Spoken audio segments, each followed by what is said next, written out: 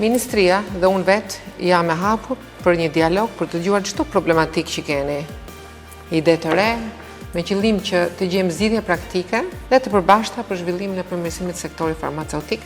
Unë sugjeroj që të ngrehem dhe një grup pune, që të punojmë të gjithë bashkë për të përmirësuar sektorin ku bizneset të ndihen partner të vlerësuar, të mbështeten dhe të jenë barabartë, por në bazë është transparenca dhe bashkëpunimi, sepse qëllimi është gjithmonë për të rritur cilësinë e kujdesit për pacientët, për të rritur shumëllojshmërinë dhe cilësinë e barnave që i ofrojmë.